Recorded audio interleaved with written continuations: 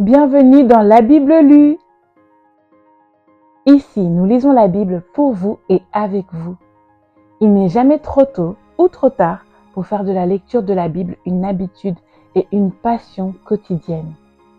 Que vous soyez dans le confort de votre maison, en voiture, en balade, en train de faire vos courses ou du sport, seul ou accompagné, tous les moments sont bons pour entendre la merveilleuse parole de Dieu. La Bible lue tous les jours permet d'apprendre à mieux connaître notre Dieu et à nous laisser transformer par sa parole. N'oubliez pas de toujours demander au Saint-Esprit de vous accompagner dans votre lecture et de vous aider dans la compréhension de sa parole. Nous prions pour que votre foi grandisse, soit fortifiée et porte de bons fruits. Comme nous le dit l'apôtre Paul dans Romains chapitre 10, verset 17, « Ainsi, la foi vient de ce qu'on entend, et ce qu'on entend vient de la parole de Dieu. » Bonne et heureuse lecture à vous. Et comme le dit notre Seigneur Jésus-Christ dans Marc chapitre 4, verset 9, que celui qui a des oreilles pour entendre, entende.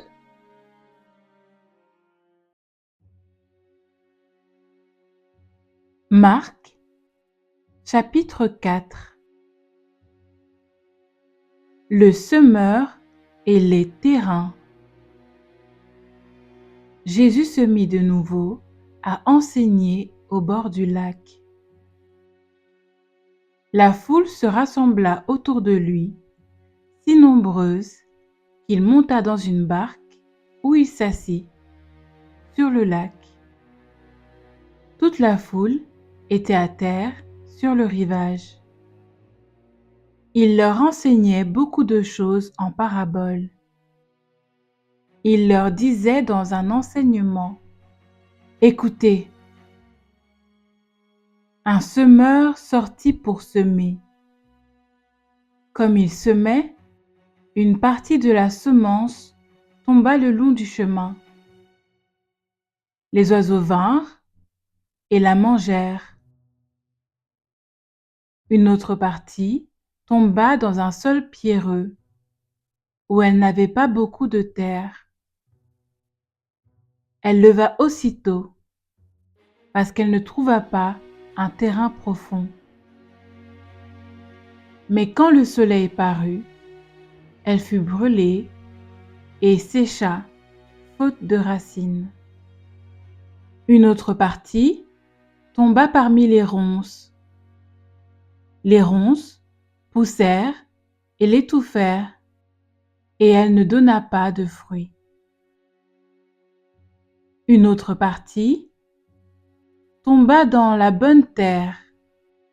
Elle donna du fruit, qui montait et se développait avec un rapport de 30, 60 ou 100 pour un. Puis il dit, « Que celui qui a des oreilles pour entendre, entende. » Lorsqu'il fut seul avec eux, ceux qui l'entouraient, avec les 12, l'interrogèrent sur cette parabole. Il leur dit, « C'est à vous qu'il a été donné de connaître le mystère du royaume de Dieu. Mais pour ceux qui sont à l'extérieur, tout est présenté en parabole, afin qu'en regardant, ils regardent et ne voient pas, et qu'en entendant, ils entendent et ne comprennent pas, de peur qu'ils ne se convertissent et que leurs péchés ne soient pardonnés. » Il leur dit encore, « Vous ne comprenez pas cette parabole? Comment donc comprendrez-vous toutes les autres? Le semeur sème la parole. Certains sont le long du chemin où la parole est semée. Dès qu'ils l'ont entendue, Satan vient et enlève la parole qui a été semée en eux. De même, d'autres reçoivent la semence dans un sol pierreux. Quand ils entendent la parole, ils l'acceptent aussitôt avec joie, mais ils n'ont pas de racines en eux-mêmes. Ils sont les hommes d'un moment, et dès que surviennent les difficultés ou les persécutions à cause de la parole, ils trébuchent. D'autres encore reçoivent la semence parmi les ronces. Ils entendent la parole, mais les préoccupations de ce monde, l'attrait trompeur des richesses et les passions en tout genre pénètrent en eux, étouffent la parole et la rendent infructueuse. D'autres enfin reçoivent la semence dans la bonne terre. Ce sont ceux qui entendent la parole, l'accueillent et portent du fruit, avec un rapport de 30, 60 ou 100 pour 1. Il leur dit encore: apporte-t-on la lampe pour la mettre sous un seau ou sous le lit? N'est-ce pas pour la mettre sur son support? Il y a en effet rien de caché qui ne doive être mis en lumière, rien de secret qui ne doive être mis au jour. Si quelqu'un a des oreilles pour entendre, qu'il entende. Il leur dit encore: prêtez bien attention à ce que vous entendez. On utilisera pour vous la même mesure que celle dont vous vous serez servi, et on y ajoutera pour vous qui écoutez.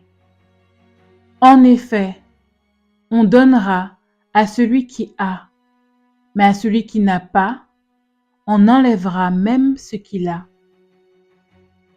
La semence et la graine de moutarde. Il dit encore: voici à quoi ressemble le royaume de Dieu. Il est semblable à un homme qui jette de la semence en terre. Qu'il dorme ou qu'il reste éveillé, nuit et jour, la semence germe et pousse sans qu'il sache comment. En effet, d'elle-même, la terre produit d'abord l'herbe, puis l'épi, enfin le grain tout formé dans l'épi. Et dès que le fruit est mûr, on y met la faucille, car c'est le moment de la moisson. Il dit encore: à quoi comparons-nous le royaume de Dieu? Et par quelle parabole le représenterons-nous? Il est comme une graine de moutarde. Lorsqu'on la sème en terre, c'est la plus petite de toutes les semences qui sont sur la terre. Mais lorsqu'elle a été semée, elle monte, devient plus grande que tous les légumes et développe de grandes branches, de sorte que les oiseaux du ciel peuvent habiter sous son ombre. C'est par beaucoup de paraboles de ce genre qu'il leur annonçait la parole, dans la mesure où ils étaient capables de l'entendre. Il ne leur parlait pas sans parabole, mais en privé, il expliquait tout à ses disciples. Jésus, plus fort que la nature et les démons. Ce jour-là, le soir venu, Jésus leur dit: passons sur l'autre rive. Après avoir renvoyé la foule, ils l'emmenèrent dans la barque où il se trouvait. Il y avait aussi d'autres barques avec lui. Un vent violent s'éleva et les vagues se jetaient sur la barque, au point qu'elle se remplissait déjà. Et lui, il dormait à l'arrière sur le coussin. Ils le réveillèrent et lui dirent: « Maître, cela ne te fait rien que nous soyons en train de mourir ?» Il se réveilla, menaça le vent et dit à la mer: « Silence, tais-toi !» Le vent tomba et il y eut un grand calme. Puis il leur dit: « Pourquoi êtes-vous si craintifs? Comment se fait-il que vous n'ayez pas de foi ?» Ils furent saisis d'une grande frayeur et ils se disaient les uns aux autres: « Qui est donc cet homme? Même le vent et la mer lui obéissent. » Marc, chapitre 5. Ils arrivèrent sur l'autre rive du lac, dans le pays des Gadarénéens. Dès que Jésus fut hors de la barque, un homme vint à sa rencontre. Il sortait des tombeaux et il était animé par un esprit impur. Cet homme habitait dans les tombeaux et personne ne pouvait plus l'attacher, même avec une chaîne. En effet, souvent, on l'avait attaché avec des fers aux pieds et des chaînes, mais il avait cassé les chaînes et brisé les fers, et personne n'avait la force de le maîtriser. Il était sans cesse, nuit et jour, dans les tombeaux et sur les montagnes. Il criait et se blessait lui-même avec des pierres. Il vit Jésus de loin, accourut, se prosterna devant lui et s'écria d'une voix forte: « Que me veux-tu, Jésus, Fils du Dieu très haut?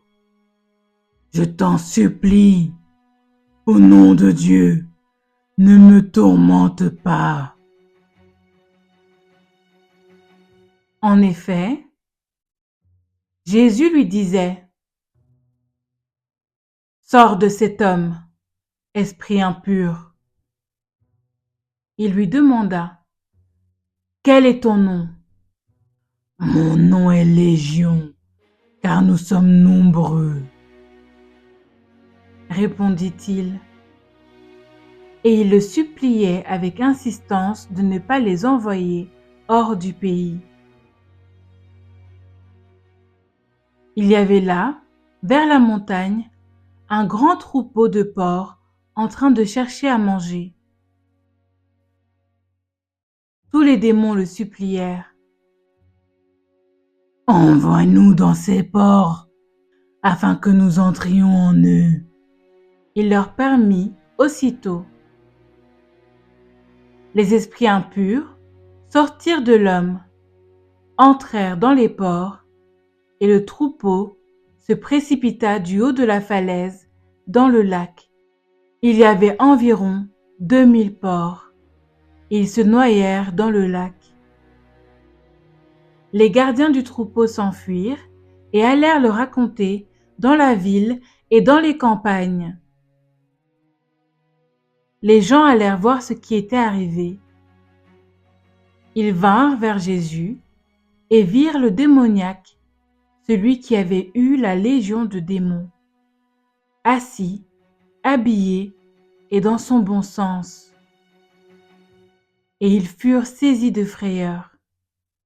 Ceux qui avaient été témoins de la scène leur racontèrent ce qui était arrivé au démoniaque et au porc. Alors, ils se mirent à supplier Jésus de quitter leur territoire.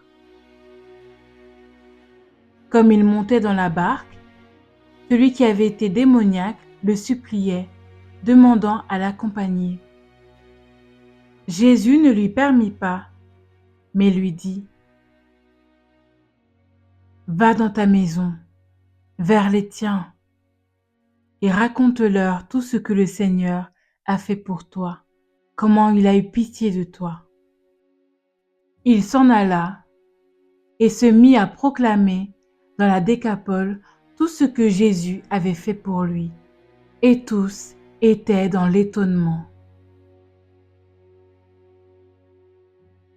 Guérison d'une femme et résurrection d'une fillette. Jésus regagna en barque l'autre rive, où une grande foule se rassembla autour de lui. Il était au bord du lac. Alors vint un des chefs de la synagogue, du nom de Jaïrus. Lorsqu'il aperçut Jésus, il se jeta à ses pieds et le supplia avec insistance.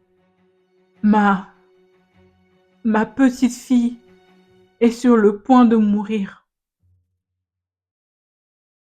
Viens, pose les mains sur elle, afin qu'elle soit sauvée et elle vivra. Jésus s'en alla avec lui. Une grande foule le suivait et le pressait de tous côtés. Or, il y avait une femme atteinte d'hémorragie depuis 12 ans. Elle avait beaucoup souffert entre les mains de nombreux médecins. Elle avait dépensé tout ce qu'elle possédait, mais cela n'avait servi à rien. Au contraire, son état avait plutôt empiré. Elle entendit parler de Jésus, vint dans la foule par derrière et toucha son vêtement, car elle se disait, « Même si je ne touche que ses vêtements, je serai guérie. » À l'instant même, son hémorragie s'arrêta et elle sentit dans son corps qu'elle était guérie de son mal. Jésus se rendit aussitôt compte qu'une force était sortie de lui. Il se retourna au milieu de la foule et dit, « Qui a touché mes vêtements ?» Ses disciples lui dirent, « Tu vois la foule qui te presse et tu dis, « Qui m'a touché ?» Jésus regardait autour de lui pour voir celle qui avait fait cela. La femme, effrayée et tremblante, sachant ce qui lui était arrivé, vint se jeter à ses pieds et lui dit toute la vérité. Alors, il lui dit, « Ma fille, ta foi t'a sauvée. Pars dans la paix et sois guérie de ton mal. » Il parlait encore quand des gens arrivèrent de chez le chef de la synagogue et lui dirent, « Ta fille est morte. Pourquoi déranger encore le maître ?» Dès qu'il entendit cette parole, Jésus dit au chef de la synagogue, « N'aie pas peur, crois seulement. » Et il ne laissa personne l'accompagner, sauf Pierre, Jacques et Jean, le frère de Jacques. Ils arrivèrent à la maison du chef de la synagogue, où Jésus vit du tumulte, des gens qui pleuraient et poussaient de grands cris. Il entra et leur dit, « Pourquoi faites-vous ce tumulte et pourquoi pleurez-vous? L'enfant n'est pas morte, mais elle dort. » Il se moquait de lui. Alors, il les fit tous sortir, prit avec lui le père et la mère de l'enfant et ceux qui l'avaient accompagné, et il entra là où l'enfant était couché. Il la prit par la main et lui dit, « Talitha koumi », ce qui signifie, « Jeune fille, lève-toi, je te le dis. » Aussitôt, la jeune fille se leva et se mit à marcher, car elle avait 12 ans. Ils furent aussitôt remplis d'un grand étonnement. Jésus leur adressa de fortes recommandations pour que personne ne le sache et demanda qu'on donne à manger à la jeune fille.